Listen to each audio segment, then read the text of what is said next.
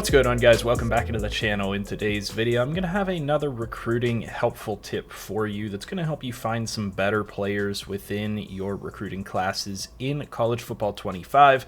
This is going to be especially helpful for those of you that are starting with lower end schools. You might not be able to recruit as many 4 stars and 5 stars, so coming by some really solid players is going to be a little bit more difficult for you. And this is even useful for those higher end schools to help differentiate between certain players. And that is looking at a player's position and archetype and the information that you have available and using that information to distinguish between players at a certain position. So a lot of you probably already know that, let's say you wanted to go look at quarterbacks, there's going to be a difference if you look here on the right side between a scrambler archetype, a improviser archetype, and a field general archetype. And if you didn't know that, that is going to be useful information for you to be able to utilize to distinguish between players. And that's going to go for a lot of different positions, but there's a tip beyond that. To talk a little bit more about that, to elaborate on certain positions that are a little bit more important for you, a scrambler at quarterback is generally going to give you better athleticism. It's generally going to be a player that has higher speed, a higher acceleration, higher agility, and those types of things. And improvisers can also come away with some of the better athletic traits, whereas if you know that a guy is a field general, generally that player is going to end up being more of a pocket passer type of a quarterback. That doesn't mean that they won't be athletic, but you're going to have a higher success rate with finding athleticism on that scrambler archetype. Likewise, when we take a look at running backs, you're going to be better off finding an athletic player as an elusive back or a receiving back as opposed to a power back. Power backs are generally going to be a little bit more tanky, a little bit slower.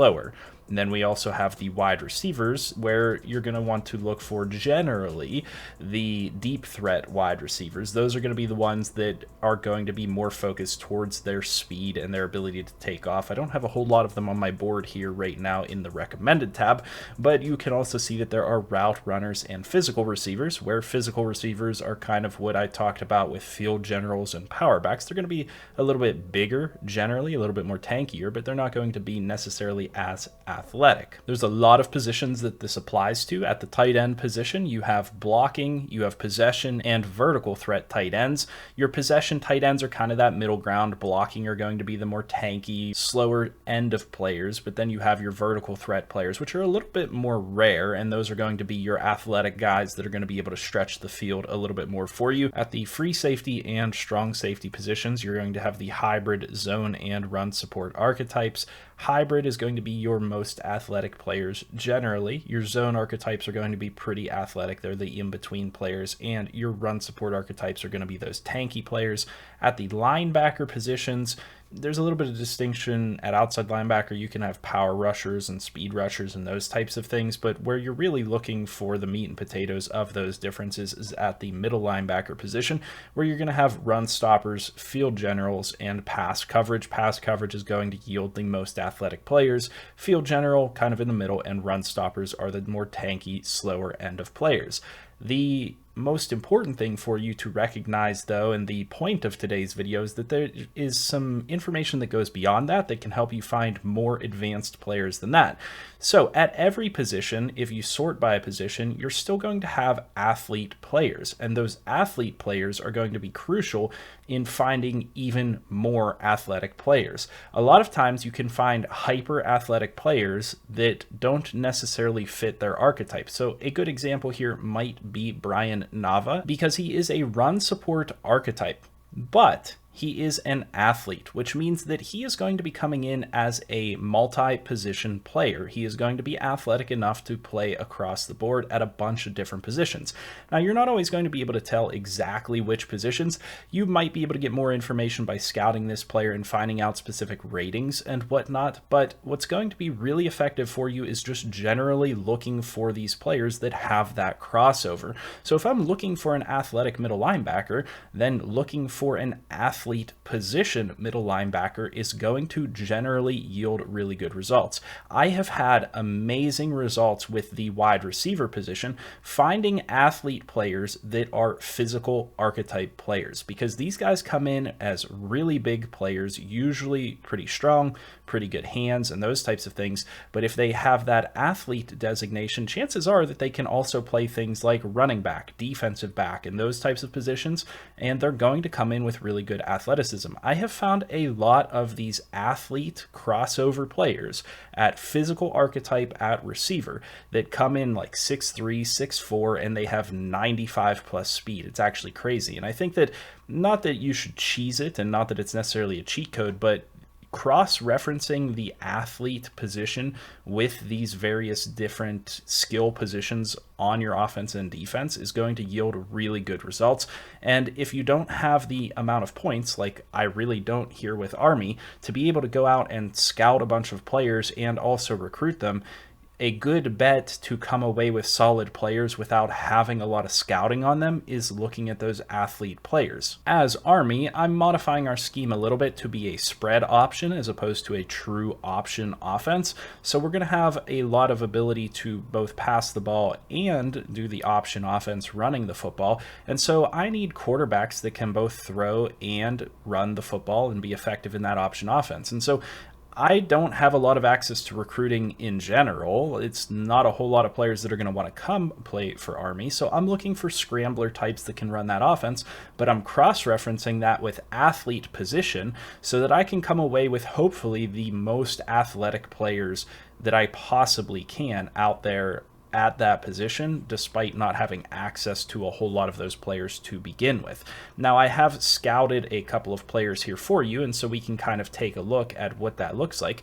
We found Chuck Shepley here, who's coming in with 96 throw power and 91 speed. He also comes in with really good short accuracy, medium accuracy, so for a 2-star recruit, this guy's probably going to come in at a really solid overall, unless there's some rating that is super tanking his overall. Like, I know his awareness is a 57, so that might be bringing it down. This guy could be a top-end quarterback with that throw power, with those accuracies, with that athleticism. And then we also scouted Jeff Norton here, who's coming in with 96 throw power, 92 speed, 87 short accuracy as well. So again, his awareness is tanking his overall a little bit, but those are 2-star players that I was able to find simply by cross-referencing scrambler archetype at quarterback with athlete players at that quarterback position. And again, I'm not recommending that you necessarily cheese the game and do this nonstop with every single position, but you can boost your scouting a little bit. You can increase your capabilities, and I highly recommend doing this for lower end schools because you're going to be going after 2- and 3-star prospects, and they can come away as excellent players. I would also like to highlight my freshman quarterback here, who was a 3-star recruit for Army. He's a 76 overall, came in as a scrambler archetype athlete player, and he has really excellent ratings. 96 throw power, which seems to be kind of a common theme here. 98 speed. I mean, this guy is absolutely phenomenal as a quarterback, as a player in this offense. He's exactly the player that I needed.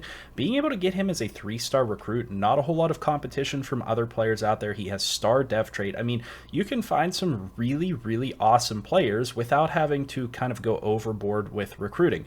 And the other nice thing is I'm trying to limit myself in my recruiting. I'm not trying to go overboard in a lot of ways. I'm not trying to be cheesy in what I do. I'm trying to focus on 2- and 3-star players. I'm trying to focus on players that have interest in playing for my school. And so I'm kind of creating rules to limit myself a little bit, and I'm going to come out with a video for some house rules for you guys to try to do the same if you want to present yourself with a challenge. But being able to come away with guys like this can help you really boost up your program and have success. I mean, like I said, he's a 3-star recruit, and those guys that I was just finding are going to come in with similar ratings. They had 90 plus speed, their throw power was 96, and so, you know, looking at the players that I have on the roster as scramblers and improvisers, knowing that their throw power is quite a bit lower, knowing that their speed is quite a bit lower, those guys might also be coming in as, you know, high 60s, low 70s, maybe even mid 70 overall players, simply because of the ability to cross-reference that athlete capability with the position and the archetype. And so hopefully that makes sense for you guys. Leave a comment down below if it did. I would like to hear your guys' thoughts. Is this something you have considered to this point? Is it something you're going to utilize in the future? Because you can come away, like I said, with some really, really good prospects while still limiting yourself and not going absolutely crazy with recruiting. I would like to hear your feedback down below. How are you guys enjoying the game so far? How are you guys enjoying the recruiting system? All of that stuff, leave in the comment section. Leave a like on the video, please, if you want to help drive the algorithm a little bit and continue to help this channel succeed. As well, I'd like to see you guys subscribe if you haven't already. And finally, as always, I hope you guys have a good one, and I'll see you in the next video.